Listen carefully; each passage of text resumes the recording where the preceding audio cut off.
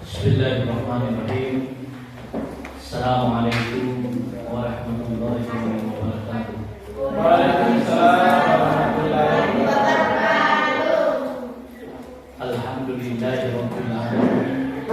Wassalatu wassalamu ala asrofil anbiya'i wal mursalin sayyidina Muhammad wa ala alihi sayyidina Muhammad. Yang terhormat Pak Kepala Desa Hongo yang mewakili, yang terhormat Kepala Sekolah MTS yang mewakili, yang terhormat senior saya Pak Mudir, yang terhormat dinda saya Ketua Karang Taruna Bung Yogi Bung Yogi, adik-adik pun semua yang tidak bisa saya sebutkan satu persatu, besar tidak mau gelar, kecil tidak mau nama, kita semua sama di hadapan Allah Subhanahu wa Ta'ala. Saya diminta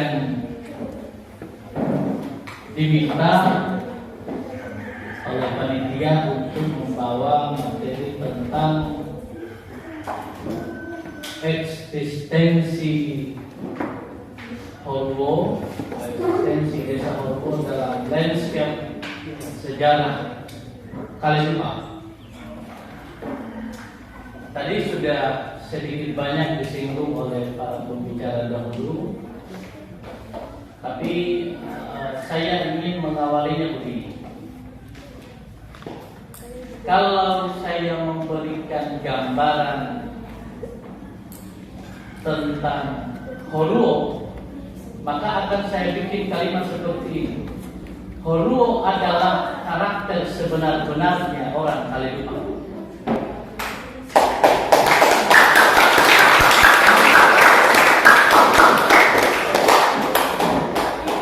Jadi kalimat ini, terminologi ini muncul bukan atas kehendak saya sendiri, tidak.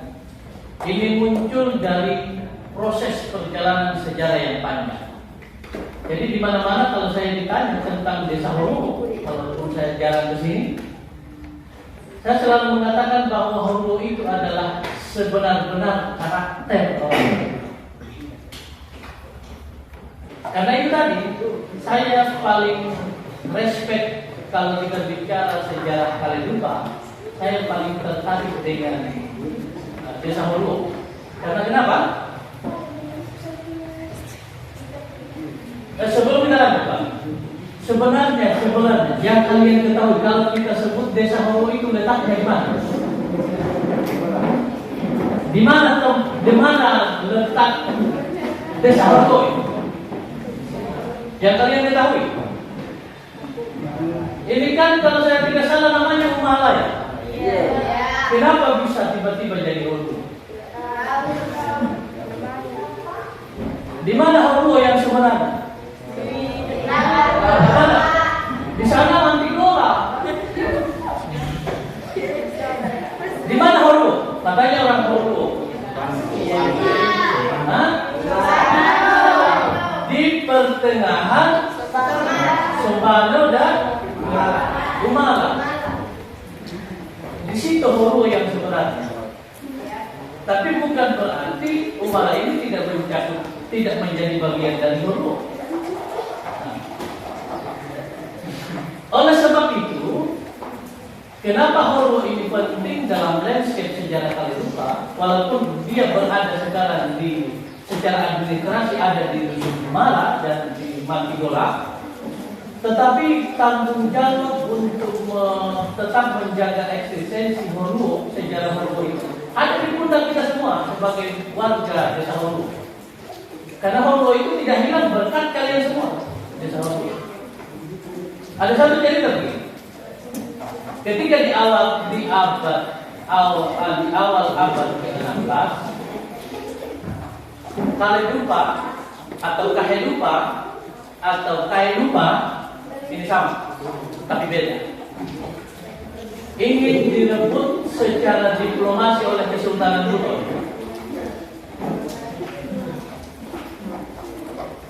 Pajang, Palea yang menjadi sentral kita di seluruh wilayah Kepulauan Kaledupa. Ini kan sudah welcome mereka menerima. Oke, Buton ambil Kaledupa ini. Kaledupa bagian tengah di Bunga Patua di Bente sekarang yang kita tahu. Mereka juga sudah menerima. Oke, ambil. Siapa yang menolak? Siapa yang menolak? Orang Horo. Tidak boleh. Kaledupa ini adalah Kaledupa. Kalau sudah tidak ada bangsawan di Palea dan di Patua, maka ada bangsawan di Horo untuk memimpin Kaledupa.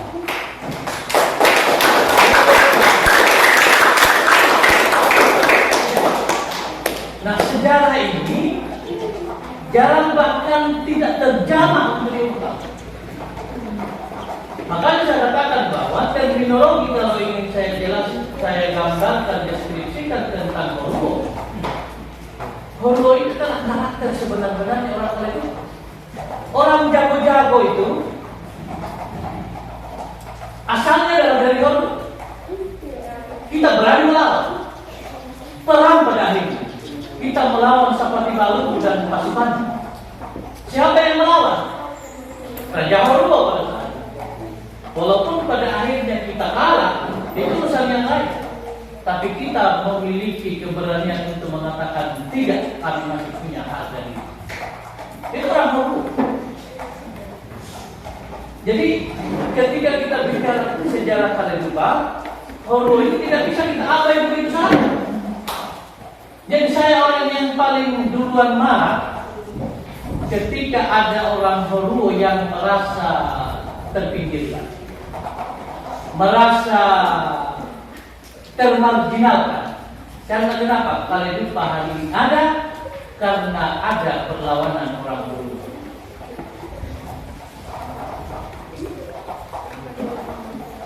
Nah, jadi kalau seandainya Horo masa bodoh dalam urusan ini, Kaledupa ini hilang seluruhnya. Hilang seluruh identitas di Kaledupaan kita. Karena kenapa? Buton sudah berada di pusat-pusat yang penting dalam unsur pemerintahan. Untung ada orang Horo. Makanya kalau jalan dimanapun diambil uang, bilang Horo itu harus punya sifat percaya diri yang tinggi. Karena kenapa? Kamu orang yang nyerah Kaledupa kan ada karena masih ada kami. Begitu. Nah, kita bergeser ke sana, ke desa. Saya punya satu pertanyaan satu saja. Ada berapa komunitas Bajo di Wakatobi? Angkat tangan yang dari Mantikola dan Nurulan. Semuanya. Dari Mantikola dan Nurulan semua. Coba angkat tangan. Siapa malu? Angkat tangan. Nah, semuanya. Yang beberapa yang tidak. Oke, terima kasih. Nah, sekarang saya punya satu pertanyaan. Ada berapa komunitas orang Bajo di? Ada? Ada berapa? Ada berapa? Saya sudah kasih kode-kode begini. Saya sudah kode-kode begini masih bilang satu. Ada di Mantikola, ada di Sampela, ada di Papua, ada di Lamanggau, dan ada di Mola. Mola ya? Mola. Nah, sekarang siapa nenek moyang mereka? Siapa nenek moyang Bajo di Lamanggau? Siapa nenek moyang Bajo di Mola? Siapa nenek moyang Bajo di Lohoa dan di Sapela? Orang Mantikola.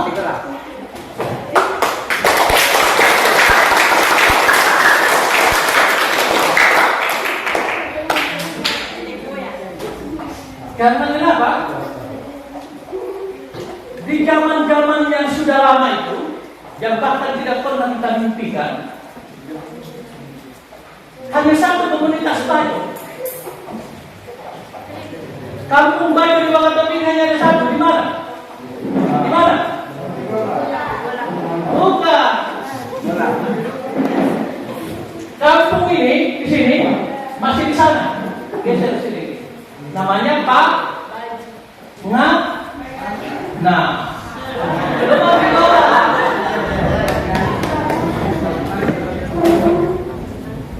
Bahaya kalau sejarah Bajo lebih tahu orang darat.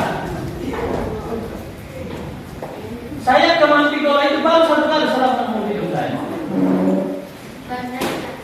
Baru satu kali.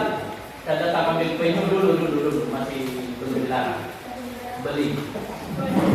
Jadi Mantigola ini ke sana dulu. Bergeser sekitar 1 kilo ke arah sana. Namanya belum Mantigola. Masih Pagana ya? Pagana. Berubah jadi Mantigola itu nanti orang-orang dari Bonearale, penjual gula cair, sering singgah di sana. Disebutlah Mantigola, menjadilah Mantigola. Jadi jangan mesti tahu itu pula.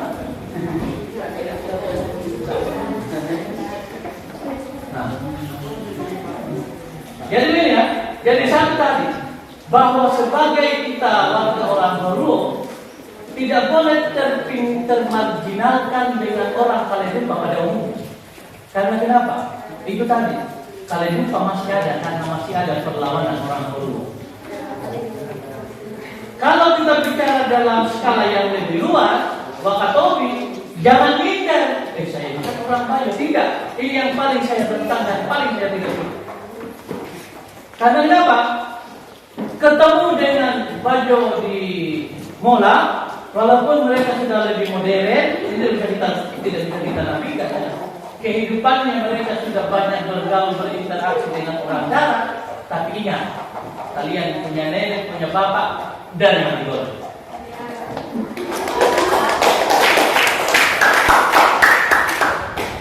Di Lamangkau juga begitu. Jadi komunitas perkampungan Bajo yang tertua di Wakatobi ada di Mantigola. Sekarang 2 tahun lalu saya jalan-jalan di komunitas Bajo di Pulau Selatan. Namanya Bajo Berese. Saya tanya, kamu orang ini datang dari mana?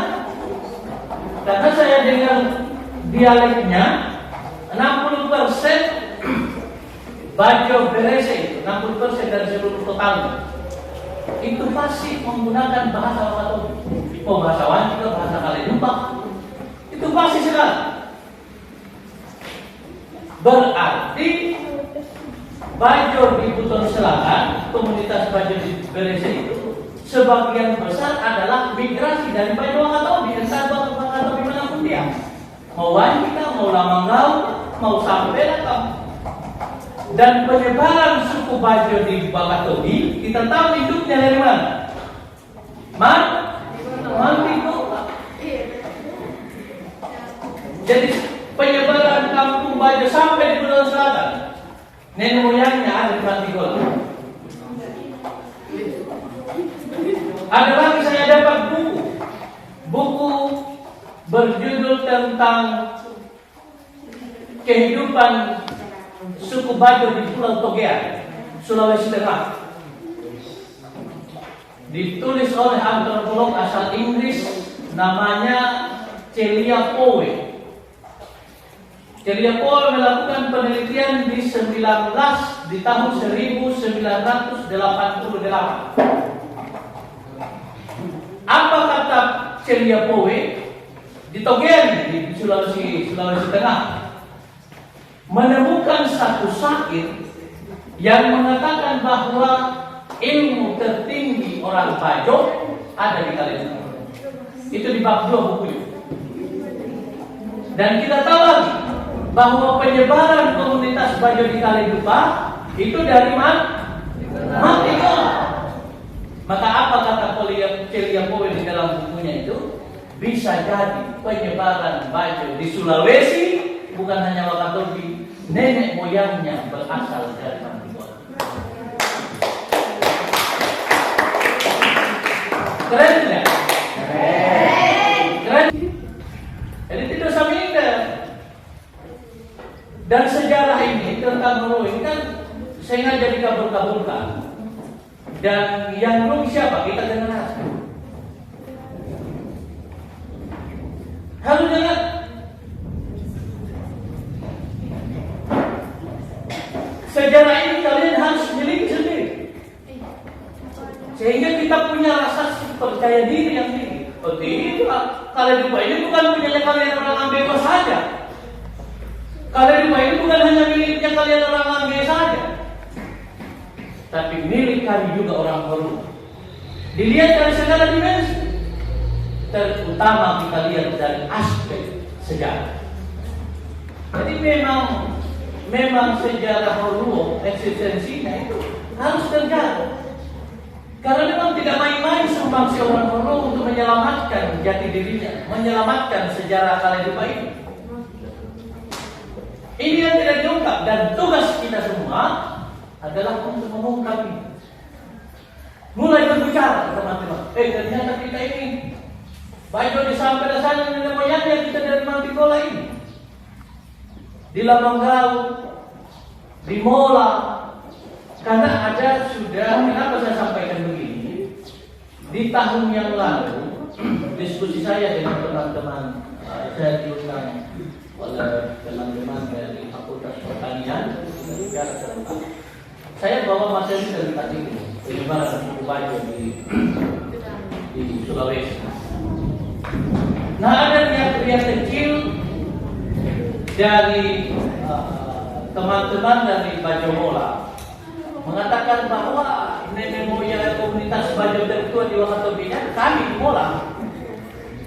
Nah, dilihat dari pola-pola komunikasinya dengan orang darat yang sudah begitu berbau. Saya bilang tidak. Coba cari KTP-nya orang-orang tua di Mola yang kelahiran 60 ke atas. Di tahun 59, 58, 57, 56, 54, 55, 53, 50 sampai ke atas. Itu kelahirannya pasti Manticore. Tidak ada yang lahir di Mola. Karena berpindah ini sudah dalam keadaan bersama. Mereka migrasi ke Mola. Yang lahir di Mola itu nanti di usia-usia 60-an ke bawah, 60 ke atas, 61, 62, bahkan masih banyak juga yang kelahiran 60, 61, 62 itu masih kelahiran Manticore. Mulai migrasi itu dari pecah suku Bajo ini pertama kali kan kesampailah di tahun 1957 akibat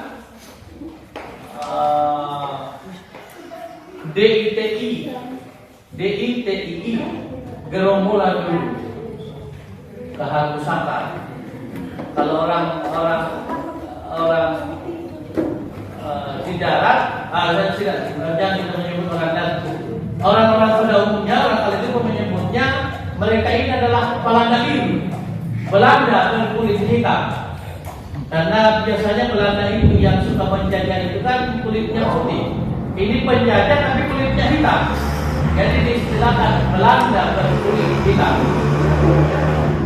Masuk yang namanya kampung Bajo di atas laut, maka perahu-perahu mereka banyak bersinggah di sana.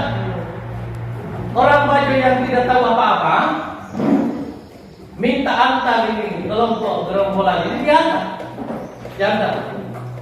Penilaiannya orang Kaledupa yang lain yang tinggal di darat, orang Bajo ini bekerja sama bergabung menjadi gerombolan.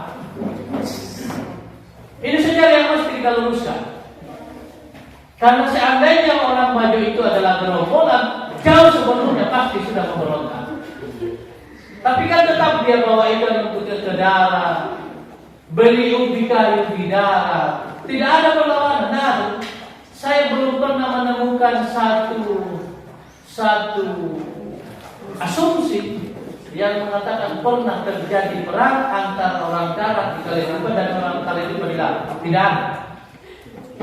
Ini hanya karena kesalahpahaman. Terjadi pembunuhan dia.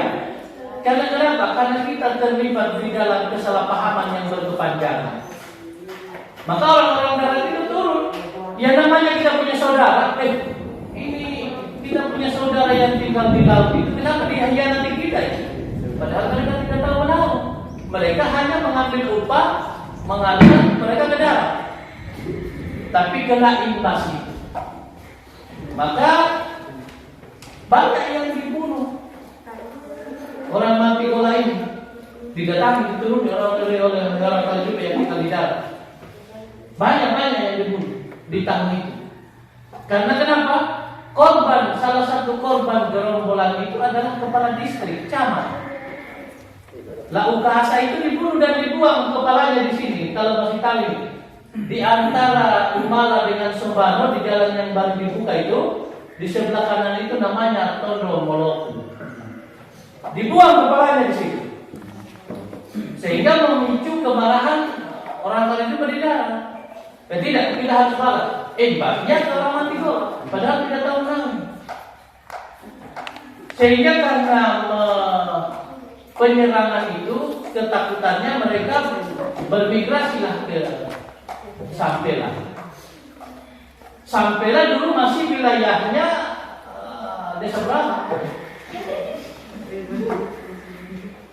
Di sana juga masih belum aman karena dekat dengan darat, tetap diturun di sana dan dicari. Akhirnya mereka berpisah lah tiga kelompok. Ada yang ke Lohoa, ada yang ke Sampela, ada yang ke Mola dan ke Lamanggau di sekitar tahun 1958-59. Jadi umur kampung Bajo di Lamanggau, di Lohoa dan di Mola itu baru di tahun 1958-59. Sedangkan komunitas Bajo di Mantigola bahkan saya sendiri tidak tahu sejak tahun berapa adanya. Berarti sudah lama memang, sudah lama sekali. Karena Ceriapoe kita kalau mengacu pada penelitian Ceriapoe yang meneliti itu di Kampung Togean mengatakan bahwa di Pulau Togean itu sair-sair tertua suku Bajo, ilmu tertinggi suku Bajo itu ada di Kaledupa. Sedangkan komunitas Bajo di Kaledupa kan ada di Manticore. Jadi orang Manticore itu mesti memiliki sikap percaya diri yang tinggi. Tidak usah minder-minder. Karena kenapa? Kalian punya sejarah panjang untuk ikut menjaga eksistensi sejarah Kaledupa ini. Tidak lengkap sejarah Kaledupa kalau kita ingin buang, kita hilangkan sejarah orang Bajo. Tidak lengkap sejarah Kaledupa kalau ingin kita abaikan sejarah peradaban orang Horuo. Karena kenapa? Benteng Horuo sana yang kita sebut ada di atas sudah masuk wilayah Desa Sombano itu lebih tua dibanding benteng kerajaan Kaledupa yang ada di Palembang.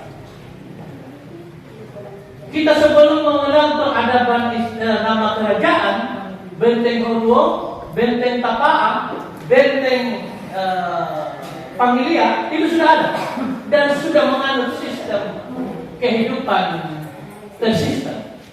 Artinya sudah ada pemimpinnya, ada rakyatnya, ada benteng pertahanannya. Ya, kerajaan kecil Horuo itu.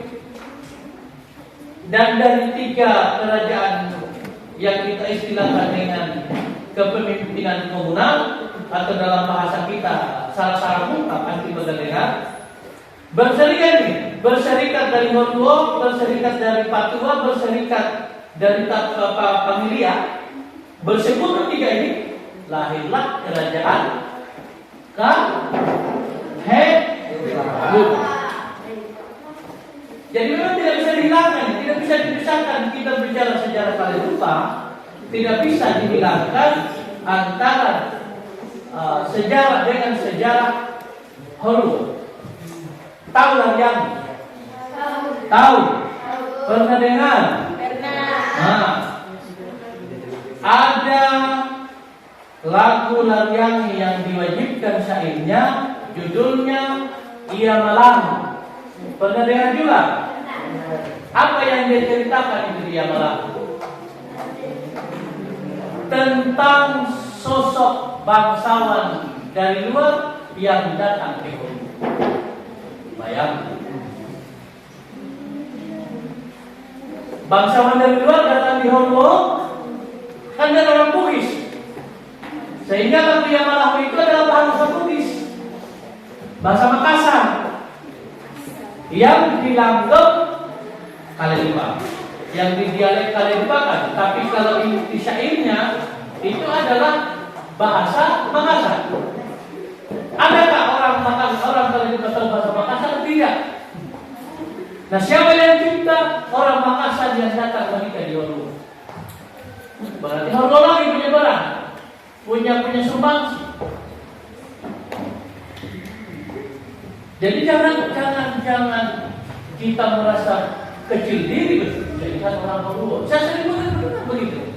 Kalau datang dari Horo pergi ke Ambewa, punya sikap malu-malu, minder. Padahal itu saya katakan bahwa orang Horo itu adalah karakter sebenar-benarnya orang Kaledupa.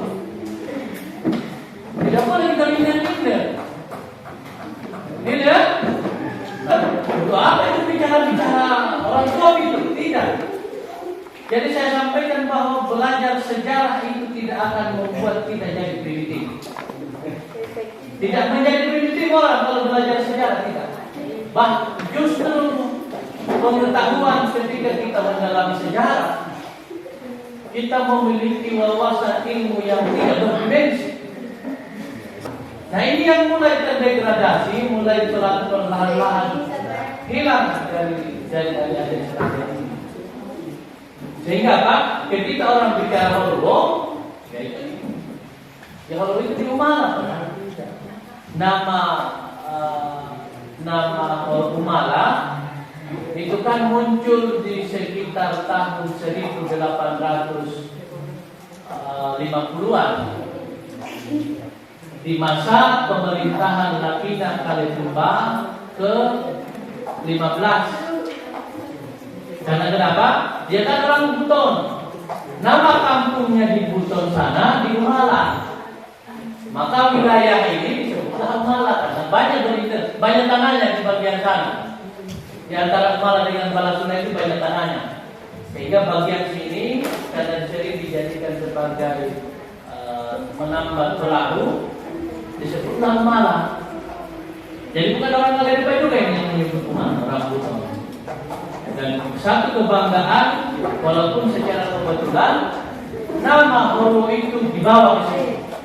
Karena Horo itu memiliki nama besar sejarah yang luar biasa. Makanya itu tadi sudah. Jadi kalau ingin belajar sejarah, jangan takut bahwa kita akan menjadi primitif, akan menjadi kampungan, tidak. Oke, saya kira nanti kita kembangkan di diskusi. Mudah-mudahan teman-teman ada yang menyimak, kita bisa lanjutkan diskusi. Saya kembalikan kepada Assalamualaikum warahmatullahi wabarakatuh.